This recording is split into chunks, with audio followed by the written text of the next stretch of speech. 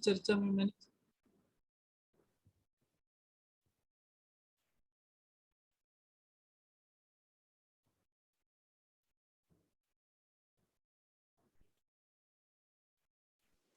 हाँ जी स्वामी जी, आप बोलिए, रिकॉर्ड होनी शुरू हो गई है। प्रणाम जी। वहाँ शाम की चर्चा में युवाओं ने विशेष आग्रह किया था कि हमें क्या करना है, इस विषय पर बोलिए। मैंने लगभग पौन घंटे के आसपास उनको प्रबोधित किया कि देखिए, हमें जब महान लक्ष्य की तरफ चलना है तो हमें बहुत कुछ त्याग करना पड़ता है। वहाँ केवल 6-7 युवा लड़के थे जिन्होंने अपने बल पर सबको संगठित किया और परिणामी समाज के 90% से ज्यादा लोग उसमें सम्मिलित हुए थे। जबकि हमारे समाज की बड़ी हस्तियां वहाँ इकट्ठी हुई थी और सबने कहा था कि कोई कार्यक्रम में नहीं आएगा 2 तारीख को, 2 अप्रैल को। और ये कार्यक्रम था कल, यानी अर्थात 7 अप्रैल को। तो मैंने जो मूलभूत हमारी जो कमजोरियां चली आ रही हैं समाज की, कि हमारी ब्रह्मवाणी क्यों नहीं फैल पा रही है, क्योंकि भले ही हमारे पास परम धाम का सर्वोच्च ज्ञान है, किंतु जो 21वीं सदी में जिस नीति पर चलकर हमें प्रचार करना चाहिए था, उन नीतियों को हमने छोड़ दिया, जिसके कारण हमारा पिछड़ेपन है। मैंने ये बताया कि जो यदि ब्रह्मा कुमारी को देखा जाए तो ब्रह्मा कुमारी का कोई ऊंचा तत्व ज्ञान नहीं है। 10-15 दिन में उनके सारे साहित्य को पढ़ा जा सकता है। फिर भी 120 देशों में उन्होंने प्रचार कर दिया मात्र 125 वर्षों में, क्योंकि वो कर्मकांड पर कोई खर्च नहीं करते। भाड़े पर भी 2-4 कमरे लेकर के कहीं ज्ञान केंद्र बना देती हैं बहनें, और आसपास के लोगों को ध्यान सिखाना शुरू कर देती हैं। उन्हें ध्यान की भी कोई विशेष गहराई का अनुभव नहीं है, लेकिन मिशन के लिए समर्पित है। कल मिसेज ज्योत्सना बहन ने बताया था कि उनके मिशन में 30,000 महिलाएं समर्पित हैं। आप सोचिए, हम तो 300 भी समर्पित बहनों को इकट्ठा नहीं कर सकते। 300 क्या, 30 भी हमारे पास समर्पित बहनें नहीं है जो इस कार्य को पूरा कर रही है। रविशंकर जी में जो जंजीर की परंपरा है, जैसे एक ने उनकी पद्धति को सिखाया 5 व्यक्तियों को, 5 ने और को 5 जोड़ा, श्रृंखला बढ़ती गई और पूरी दुनिया में रविशंकर जी छाए गए। एक व्यक्ति ने अकेले कारनामा कर दिया, क्योंकि उन्होंने प्लानिंग की कि हम एक एक को कैसे जोड़ना है। हमारे समाज में ये सब प्रक्रिया बिल्कुल ही नहीं है। कोई एक विशिष्ट व्यक्ति कोई प्रवचन कर गया, शेष सारे लोग निष्क्रिय पड़े रहते हैं, और उनको निष्क्रिय पढ़ने के लिए विवश भी किया जाता है, क्योंकि हमारे यहाँ किसी प्रतिभा को सम्मान नहीं दिया जाता। शिवानी को ही देखिए, शिवानी एमएससी पढ़ी थी, संसारिक महिला थी, धार्मिक संस्कार थे। जब बोलने लगी तो आज शिवानी का जादू सारे संसार पर सिर पर चढ़कर बोल रहा है, क्योंकि ब्रह्मा कुमारी समाज ने शिवानी की प्रतिभा को उजागर होने दिया। हमारे यहाँ क्या है, जो विशिष्ट पदों पर जो लोग व्यक्ति बैठ गए हैं, वो किसी भी प्रतिभा को अपने जीते जी ऊपर नहीं आने देना चाहते, नहीं ज्ञान का फैलाव होना देना चाहते। जो सबसे बड़ी कमजोरी है हमारी, कि अब देखिए सारे संसार में विपස්සना के 400 केंद्र हैं, और एक एक केंद्र से यदि 10-10 का भी औसत जोड़ा जाए, संख्या वहाँ बहुत ज्यादा होती है। सालों भर विपස්සना केंद्र वो भरे रहते हैं। 10 का औसत भी जोड़े तो 4,000 लोग तो हमेशा ध्यान वहाँ कर रहे होते हैं। इस दृष्टि से हम इतने पीछे हैं कि जहाँ राधा स्वामी व्रत में उनके स्थान पर 1 लाख लोगों का भोजन बनता है, काफी लोग प्रतिदिन ध्यान करते हैं। हमारे यहाँ पास केवल 2 ध्यान कक्ष हैं, जिसमें कुल मिलाकर 32 कमरे हैं, और 32 कमरे भी आज तक भरे नहीं कभी। इससे इसी का अंदाजा लगाया जा सकता है कि हम ध्यान के दृष्टि से कितने पीछे पड़े हैं। हमारे पास ध्यान की वो प्रक्रिया है जो नारायण को भी मालूम नहीं, तो ब्रह्मा विष्णु शिव को कैसे पता चल सकती थी। किंतु सबसे ऊंची पद्धति का ज्ञान लेकर भी हम निष्क्रियता में कहीं ना कहीं फंसे पड़े हैं। रविशंकर जी ने अपनी विचारधारा फैला दी, सारे संसार में एक विशिष्ट व्यक्तित्व के रूप में पहचाने गए। स्वामी रामदेव ने योग को इतना सरलीकरण कर दिया, योग का, और योगासन सिखा सिखा करके वो भी संसार में प्रसिद्धि को प्राप्त कर लिए। प्रसिद्धि महत्वपूर्ण नहीं है, महत्वपूर्ण है अपनी विचारधारा को संसार में प्रकाशित करना। यदि साहित्य के दृष्टि से देखा जाए तो विगत 15 वर्षों में ज्ञानपीठ से सबसे अधिक साहित्य रचा गया। वह साहित्य उतना तेजी से कार्य न तो जग्गी वासुदेवा के संस्थान में हुआ है, न रविशंकर जी के संस्थान में हुआ है, न तो ब्रह्मा कुमारी के पास और न रामदेव जी के पास। किसी के पास इतनी तेजी से साहित्य नहीं लिखा गया। किंतु इतना होने के बावजूद भी कहीं ना कहीं हम पीछे हैं, क्योंकि हमारे आपसी संघर्ष कभी खत्म होने का नाम नहीं ले रहे हैं। हमारे आपसी संघर्षों में हमारी एक बहुत बड़ी ऊर्जा, समय की ऊर्जा, धन की ऊर्जा और मानसिक ऊर्जा का ह्रास हो रहा है, क्योंकि सीधा लक्ष्य बहुत कम को दिखाई दे रहा है। हमारे यहाँ कार्यक्रम, बीतक के कार्यक्रम होते हैं, भंडारे वार्षिकोत्सव के कार्यक्रम होते हैं, इसमें बहुत विवाद छिड़ते हैं। देखा जाए तो रामदेव की है, जग्गी वासुदेवा को देखा जाए तो जग्गी वासुदेवा ने 20-20 घंटे परिश्रम किया, और जग्गी वासुदेवा ने अपने परिश्रम के बलबूते, उनकी अंग्रेजी अच्छी है, किसी बात को संतुलित तरीके से बोल देते हैं। अंग्रेज उनके दीवाने, उनके आश्रम में जाने के लिए पहले से ऑनलाइन बुकिंग करानी पड़ती है, हमें सिफारिश करके बुलाना पड़ता है कि भाई आओ हमारे यहाँ कार्यक्रम में करो। रविशंकर जी पैसा लेकर भी सिखाते हैं तो दुनिया सीखती है, हम फ्री में भी सिखाएं तो दुनिया सीखने के लिए तैयार नहीं। लेकिन रविशंकर जी का जो ध्यान का मार्ग है वो तो एक सामान्य स्तर का मार्ग है, जो उन्होंने प्रक्रिया खोज रखी है जीवन जीने की कला में। उस कुछ आसन प्राणायाम लेते हैं, कुछ ध्यान की प्रक्रिया हल्के हल्के ले लेते हैं।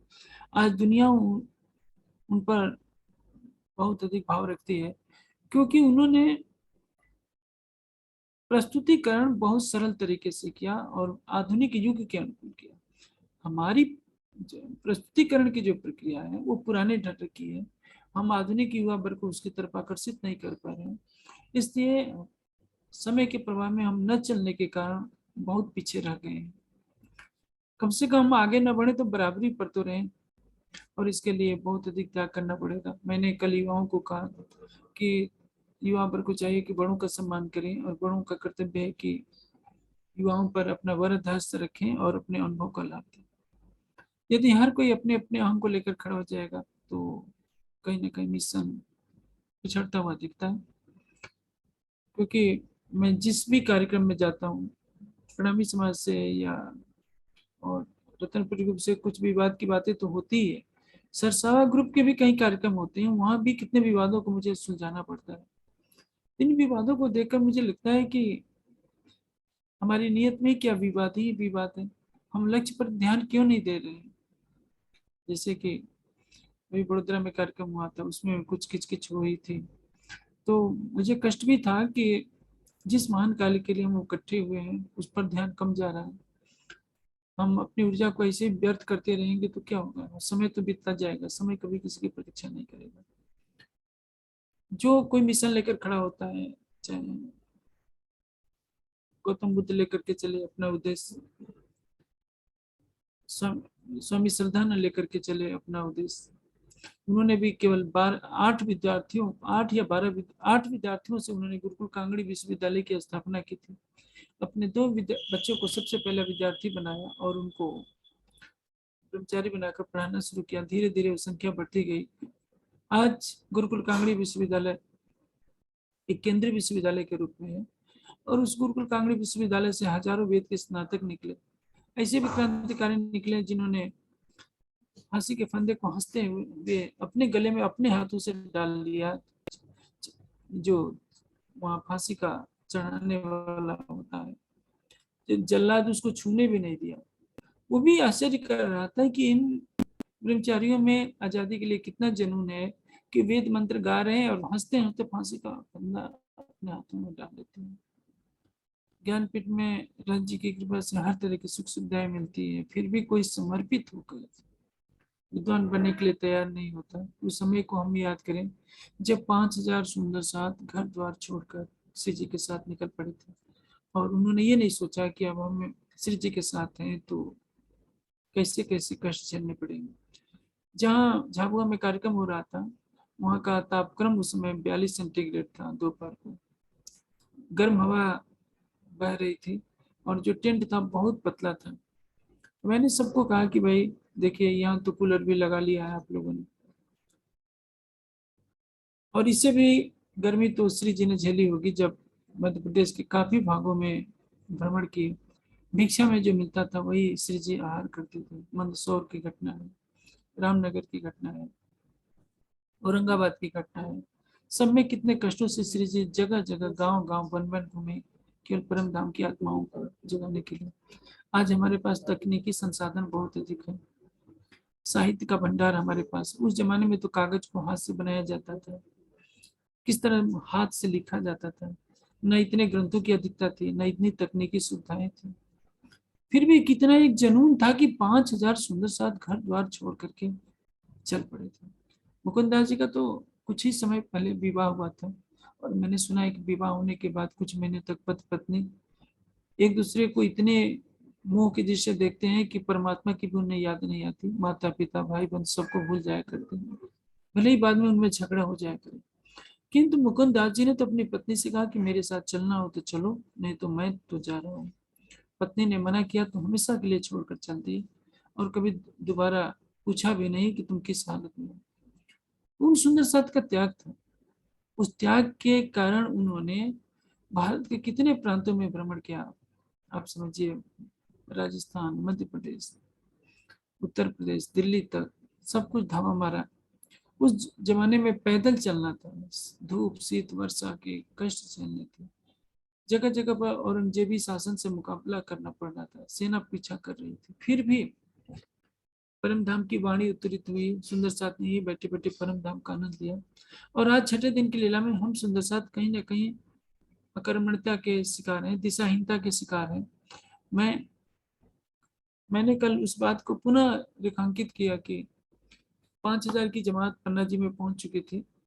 यदि कोई सलाहकार होता महाराजा छत्रसाल जी को, और ये सलाह दिया होता कि यहाँ विश्वविद्यालय मान बना दिया जाए, तो 5,000 की संख्या में 2,000 तो विद्यार्थी आराम से मिल सकते। और ये प्रक्रिया चलती रहती तो ये विगत 300 वर्षों में हजारों विद्वानों का निर्माण हुआ होता, और उन विद्वानों के द्वारा जो निजानंद की गाथा लिखी जाती, आज हम सारे संसार में छा रहे होते। हमारा भी स्तर राधा स्वामी से, ब्रह्मा कुमारी से, जग्गी वासुदेवा से बहुत ऊंचाई पर होता है। आज हमारे समाज में रविशंकर जी ऐसा, रामदेव जी ऐसा कोई ऐसा व्यक्ति तो नहीं है कि सारा संसार जानता हो। इनको तो सारा संसार जानता है, हम तो प्राणनाथ जी को भी बता नहीं सके, और ये भी नहीं बता सके कि हमारी मूल फिलॉसफी क्या है।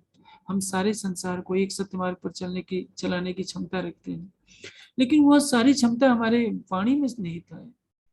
हम उसको यदि आत्मसात नहीं कर सके, संसार के सामने प्रस्तुत नहीं कर सके, तो हमारी कमजोरियां हैं, हमारी दिशाहीनता है। क्योंकि अभी कुछ वर्ष पहले जो 400 साल श्री मिराज के तन धारण करने के उपलक्ष्य में जो 400 वर्ष व्यतीत हुए,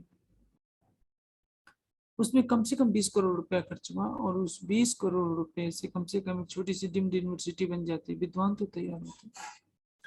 अभी नेपाल में एक व्यक्ति ने कार्यक्रम किया है, अकेले 7 करोड़ रुपया उस व्यक्ति ने खर्च कर दिया। 7 करोड़, या अर्थात भारत का 4 करोड़ रुपया समझ लीजिए, 4 करोड़ से कुछ ज्यादा। तो एक व्यक्ति जनून में आकर 4 करोड़ रुपए खर्च कर देता है, और वो पैसा पानी की तरह सांसों को दिखाने में व्यतीत हो जाता है। क्योंकि जो बड़ी हस्तियां आती हैं उस कार्यक्रम में, फ्लाइट से आती है, उनको होटलों में ठहराया जाता है, ऊंचे स्तर की भेंट दी जाती है, ये सब में खर्च तो हो गया, किंतु किसी महान लक्ष्य को लेकर के वही 4 करोड़ रुपया खर्च किया जाता तो कुछ अच्छा परिणाम होता।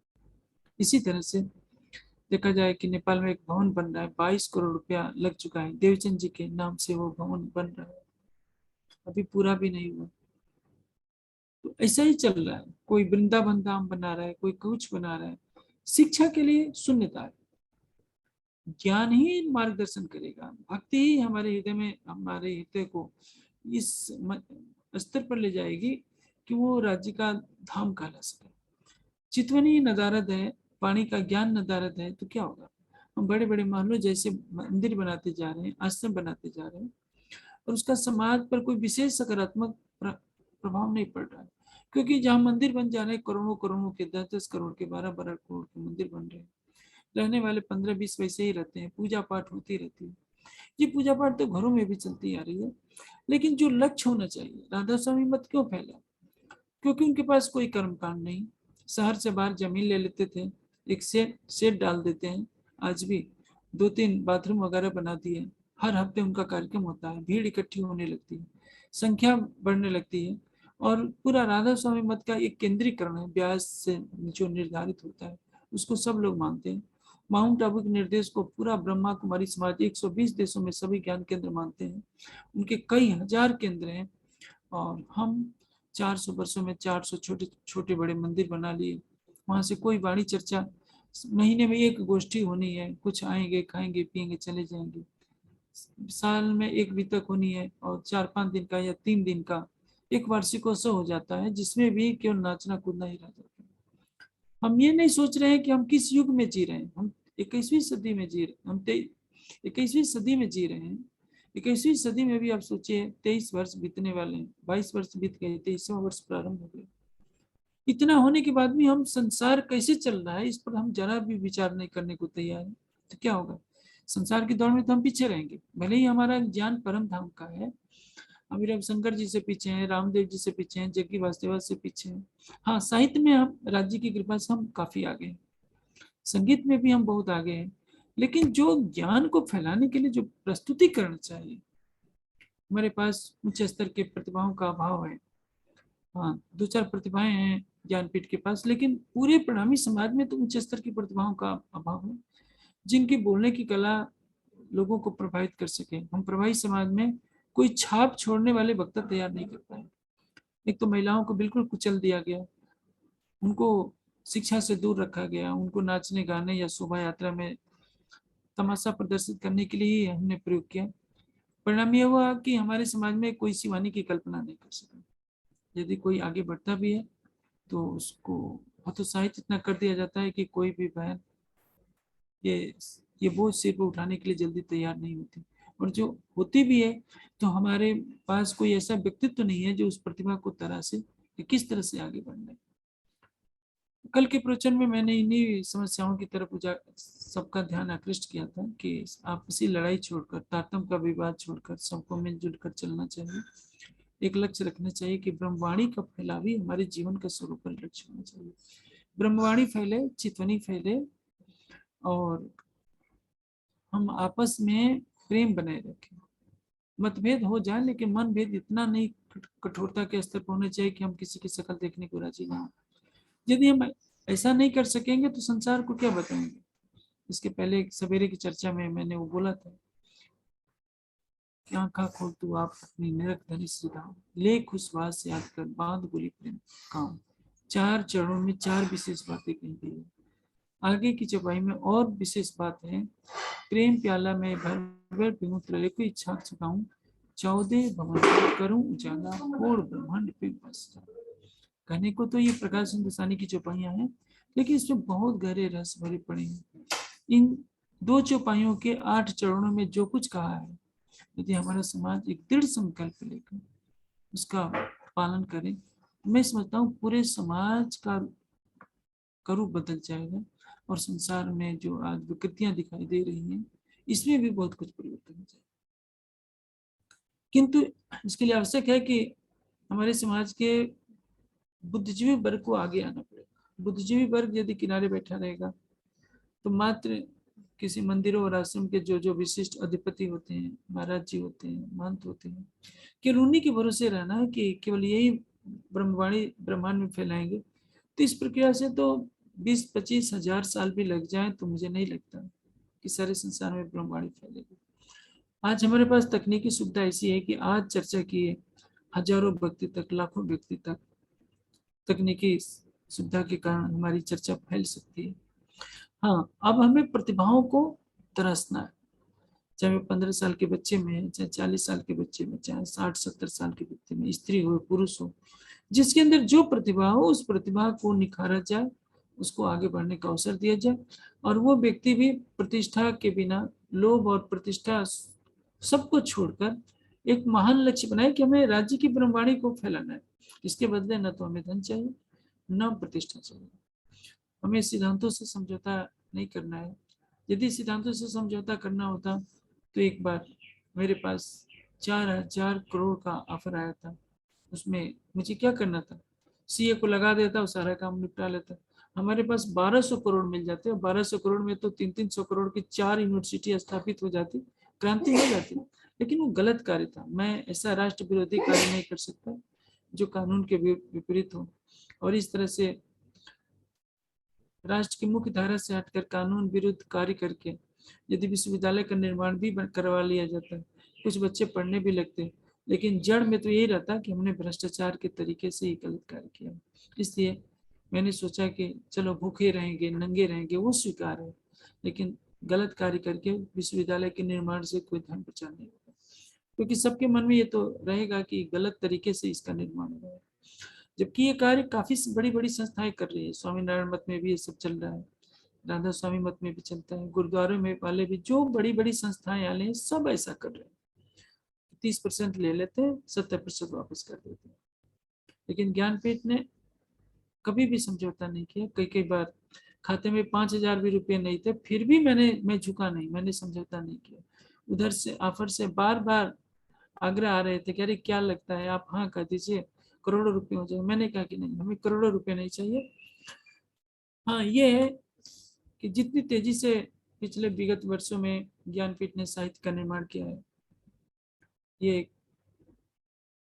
एक सम्मानजनक स्थिति है कि चाहे जग्गी वसुदेवा हो, स्वामी रामदेव जी हो, रविशंकर जी हो, इनके पास अरबों रुपए का बजट है, लेकिन इन्होंने 15 वर्षों में इतना साहित्य नहीं रचा। अपने बच्चों ने भी ईंटें पाथी हैं, रात के 2-2 बजे तक टाइपिंग किया है, योग सहयोग तो सबने किया है, लेकिन शेष हमारा समाज तो सो रहा है। अकेले ज्ञानपीठ कितना करेगा, जितना संभव है सब कुछ करेगा, लेकिन एक नकारात्मक संदेश जो जा रहा है कि जो ज्ञानपीठ से उसका उल्टा करो, तो इसका परिणाम क्या हो रहा है, ऊर्जा का क्षरण हो रहा है। सारे समाज की ऊर्जा एक दिशा में लगे कि आप जिसको मानते हो मानो, जिस गुरु पर श्रद्धाएं रखो, जिस मंत्र को मानते हो मानो, लेकिन ब्रह्मवाणी तो फैलाओ। रात से क़यामत तमत में जो ज्ञान है उस ज्ञान को फैलाइए। चितवनी सबकी एक जैसी है, सबको मूल मिलावे में ही जानना है, मूल मिलावे का ही ध्यान करना है, इसमें तो कोई विवाद नहीं। इसलिए यदि हम उदार हृदय से सोचें, व्यापक दृष्टिकोण से सोचें, तो सारे समाज को एक हो जाना चाहिए। लेकिन दुर्भाग्य है कि हमारे समाज का कोई केंद्रीकरण स्थान, न कोई व्यक्ति है न कोई स्थान है। 7 घोड़े हैं और 7 दिशाओं में चल रहे हैं, 8 दिशाओं में सब जागने के रथ के 8 घोड़े चल रहे हैं, तो क्या रथ तो वहीं ठहरा हुआ है, क्योंकि सभी घोड़े अपनी अपनी दिशा में रथ को खींचना चाहते हैं। यदि सबके राज्य एक हैं, सबका परम धाम एक है, सबकी वाणी एक है, तो मुझे नहीं लगता कि इतने मतभेद होने चाहिए, अलग अलग दिशाओं में खींचातान होनी चाहिए। वैसे तो मानव जीवन की प्रवृत्ति है कि अलग अलग विचारधारा होती है, अपनी अपनी विचारधारा में हर कोई चलना चाहता है, लेकिन जो मूल विचारधारा है वो है ब्रह्मवाणी का रस संसार में यदि फैलाना है, तो हमें कुछ व्यापक दृष्टिकोण से सोचना होगा। जैसे ब्रह्मा कुमारी में भी मतभेद होते हैं, ऐसा नहीं कि वो नूरी तन लेकर के ब्रह्मा कुमारी की बहनें बैठी, उनमें झगड़े नहीं होते, उनमें भी होते हैं, कड़वाहट उनमें भी होती है, लेकिन जहाँ मूल लक्ष्य है वहां सभी एक हो जाते हैं। हम मूल लक्ष्य से भी भटक जाते हैं, भले ही परम धाम एक है, वाणी एक है, कुछ भी एक है, हम वहदत की बात करते हैं, लेकिन किसी के साथ हम बैठने को राजी नहीं, वार्ता करने को राजी नहीं। तो इसमें क्या है, हम यहाँ तो हम अपने अहम को संतुष्ट कर सकते हैं, लेकिन राज्य के सामने क्या जवाब देंगे, ये सबसे बड़ा प्रश्न खड़ा होता है। समय यूं ही बीतता जा रहा है, ठीक है, हम केवल संतुष्टि कर लें कि 15 साल में हमने बहुत ज्यादा साहित्य रच दिया, संगीतकार कुछ तैयार हो गए, कुछ अच्छे प्रवक्ता तैयार हो गए, तो ये तो उपलब्धि जहाँ तक मैं सोचता हूँ ऊँट के मुंह में जीरे के समान है। जो साहित्य बना है उसको फैलाने के लिए हमें और भी कमर कसनी होगी, साहित्य को और अधिक विस्तृत और पारदर्शी, सरल और सबके लिए उपयोगी बनाना पड़ेगा, जो बच्चे से लेकर बड़े बड़े विद्वानों तक को आकर्षित कर सके। तकनीकी दृष्टि जितने संसाधन हैं तकनीकी के, आधुनिक वैज्ञानिक तकनीकों के, उसका सारा उपयोग करके हमें पूरे संसार में फैलाने का एक व्रत लेना पड़ेगा। उस व्रत के लिए जितनी अपनी आहुति देनी पड़े, जितना समर्पण करना पड़े, उसके लिए तैयार होना पड़ेगा। तो मैं सोचता हूँ ऐसा कोई कठिन कार्य नहीं है जो आज के युग में संभव नहीं हो सके। अब देखिए कि जब बौद्ध भिक्षु तैयार हुए तो उसमें कई राजकुमार भी थे जिन्होंने कभी कष्ट नहीं झेला था, वो भी घर घर जाकर भिक्षा मांगते थे, पैदल चलते थे, कितना जीवन कठिन था, 24 घंटे में केवल एक बार भोजन मिलता था बौद्ध भिक्षुओं को, लेकिन उन्हें चीन में, जापान में, अफगानिस्तान, ईरान, मध्य एशिया तक, उधर लंका, इंडोनेशिया, न जाने कितने देशों में पैदल चलकर बौद्ध भिक्षुओं ने अपनी विचारधारा को फैलाया। ईसा के मिशनरी ने फैलाया। हाँ, मुस्लिमों ने भले ही तलवार उठाई, लेकिन जिहाद के नाम पर अपने प्राणों की बलि भी तो उन्हें देनी पड़ी। हम हाथ पर हाथ धरे बैठे रहते हैं, हम कुछ भी करने के लिए तैयार नहीं होते, सोचते हैं कि राज्य चुटकी बजा देंगे, सारी जागनी हो जाएगी। किंतु ये माया का ब्रह्मांड है। माया के ब्रह्मांड में सर्वशक्तिमान राज्य भी सबके सामने खुला चमत्कार इसलिए नहीं करेंगे क्योंकि इससे मर्यादा मिट जाएगी, संसार चमत्कारों पर आश्रित हो जाएगा। इसलिए वो सुंदर साथ में शक्ति देंगे, और वह शक्ति ही सबको प्रेरित करेगी कि हमें कैसे जागने कार्य को बढ़ाए। वो शक्ति अचानक आकाश से नहीं आ जाएगी, उसके लिए सब सुंदर साथ को वाणी के द्वारा अटूट ईमान लेकर चितवनी में डूबना पड़ेगा।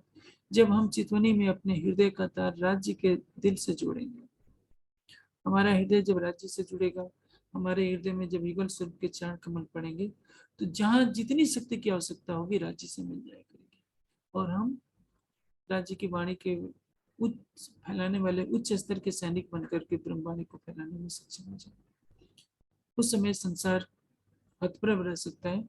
लेकिन अभी जो तत्काल विषम परिस्थिति दिखाई दे रही है कि हम पहले तो हम लड़ना बंद कर दें, दूसरे के अंदर अवगुणों को देखने की अपेक्षा उसमें जो अच्छाई है उसको भी देखने का प्रयास करें। दूसरों के ऊपर एक उंगली उठाने से पहले आत्मचिंतन हमारे लिए करना आवश्यक है कि हमारे अंदर कितनी कमियां हैं। हर कोई अपनी अपनी कमियों को अपने हृदय से पूछ करके दूर कर ले, किसी से पूछने की आवश्यकता नहीं, क्योंकि कोई भी बैर नहीं लेना चाहेगा, कोई भी नहीं कहेगा कि तुम्हारे अंदर ये अवगुण है, ये अवगुण है। इसलिए वाणी का प्रकाश हमें हृदय में लेना है, आत्मनिरीक्षण करके अपनी भूलों को सुधारना है कि हम जागने की सेवा में राज्य के प्रति कितना समर्पण दिखा सकते हैं। और लक्ष्य सबका एक होना चाहिए। ऐसा आह्वान फेसबुक से होना चाहिए, यूट्यूब के माध्यम से होना चाहिए। ज्ञानपीठ के जितने प्रवक्ता हैं इसी लक्ष्य को ध्यान में रखकर, चाहे जूम के जो भी कार्यक्रम चल रहे हैं, हम सबको प्रेरित करें, क्योंकि साल भर पहले कुछ ज्यादा जूम का चमत्कार नहीं दिख रहा था, लेकिन अब दिखने में आने लगा है कि सुंदर साथ आमने सामने बैठकर अपने मन की बात कहते हैं। आज से 25 साल पहले ऐसा था कि विद्वान कुछ प्रकरणों को रटे रटाए रखते थे, कहीं भी जाकर उसी को सुना दिया करते थे। आज टीका हो जाने से हर छोटा छोटा बच्चा भी एक एक बात को समझ रहा है। मैं जब बड़ोदरा था तो एक सावली से गांव का, बड़ोदरा से 30 किलोमीटर दूर से एक गांव का एक व्यक्ति भागते आया मेरी कार के पास, पूछा कि स्वामी जी, मैं केवल आपसे मिलने के लिए आया हूँ और आपकी एक एक चर्चा को मैं 50 बार सुन चुका हूँ।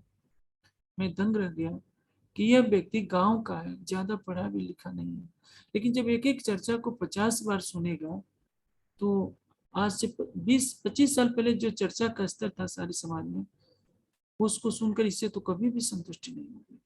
कहने का तात्पर्य क्या है, आज हम किसी छोटे बच्चे को देखकर हम छोटा बच्चा न समझ लें, गांव के किसी अनपढ़ से दिखने वाले व्यक्ति को ये न समझे कि ये इसको कुछ नहीं आता है, उसको वाणी का गहरा रहस्य मालूम है, लेकिन इससे संतोष लेने की बात नहीं है। हमें निरंतर आगे बढ़ते जाना है कि अभी ये मंजिल नहीं है। हमारी मंजिल तो तब पूरी होगी जब इस संसार के हर व्यक्ति के हृदय में युगल स्वरूप की छवि बस जाए, हर व्यक्ति तारतम्य ज्ञान के प्रकाश में क्षर अक्षर से परे अक्षरातीत के रस को जानते हैं। हम कोई छोटा संप्रदाय चलाने के लिए, मठ मंदिर बनाकर आराम करने के लिए, मेले भंडारे करने के लिए नहीं आए हैं। हमारा उद्देश्य है प्राण राज्य की पहचान सबको देना, सबको चितवनी में डुबोना, और इसके लिए तो हमें पहले से तैयार रहना होगा। पत्थर भी पड़ेंगे, अपमान के घूंट पड़ेंगे, संसार हमें बुरा भी कहेगा, तो इसके लिए हमें घबराने की आवश्यकता नहीं है। हमें अपने कानों में रुई डाल करके मुस्कुराते रहना पड़ेगा, क्योंकि हम है ही राज्य के। इस कार्य में संसार जो कहे, बच्चा जब उसके घाव का ऑपरेशन होता है तो आजकल तो सुन्न करने का इंजेक्शन लगा दिया जाता है। 20-25 साल पहले गांव में इंजेक्शन लगाने की परंपरा नहीं थी, तो मैंने अपनी आंखों से देखा है, जब डॉक्टर नस्तर लगाते थे, चीरा लगाते थे, तो वो चिल्लाता था, गाली तक बक देता था। ऐसे ही संसार है। आप ब्रह्मवाणी सुनाने जाएंगे तो संसार आपको पत्थर भी मारेगा, दयानंद को क्या नहीं झेलने पड़े, गौतम बुद्ध को झेलने पड़े, महावीर स्वामी को झेलने पड़े, इससे हमें भी झेलना पड़ेगा। हमें इसके लिए पहले से तैयार रहना है। हम अपने प्राणेश्वर का कार्य करने जा रहे हैं, उस कार्य में अपमान मिले या सम्मान, सबको मुस्कुराते हुए सहन करने की आदत रखनी पड़ेगी। और जहां तक मैं जाता हूँ, देखता हूँ गुजरात में जहां भी जाता हूँ, वहां से आते समय लोग सुंदर साथ फुट फुट कर रोते हैं। मेरे कहने का अर्थ ये है कि संसार प्रतीक्षा कर रहा है, देरी हमारी तरफ से हो रही है। काफी सीमाओं के लिए मैं स्वयं को दोषी मानता हूँ। मैं साधना की मर्यादा में बता हुआ हूँ, इसलिए पिछले 7 सालों से जागने के कार्य में काफी शिथिलता आई। राज्य की कृपा से जैसे ही मैं साधना पूरी कर लेता हूँ, तो मुझे विश्वास है कि जितना संभव हो सकेगा जागने के कार्यक्रम में बहुत तेजी आनी चाहिए।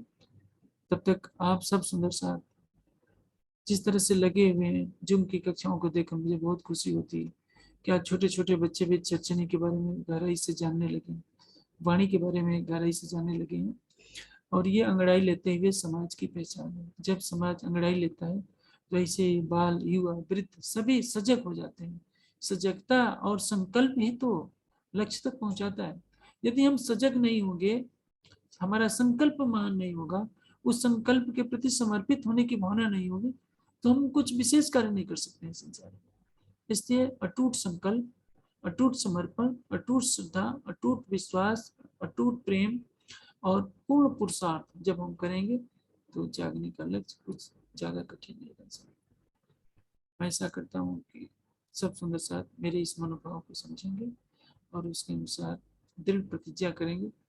फेसबुक पर युवा पीढ़ी से मैं यही आशा करूंगा कि इस दिशा में छोटे छोटे क्लिप बना करके डाला जाए कि सभी सावचेत हो जाएं, अपनी प्रतिभा को तरह से राज्य के चरणों की छाया में रहकर बिना किसी तरह का अहंकार लाए हुए कि राज्य हमें अधिक से अधिक बल दें, ज्ञान बल दें, भक्ति का बल दें, विनम्रता का बल दें, शिष्टाचार का बल दें कि हम सारे संसार में अपने ज्ञान को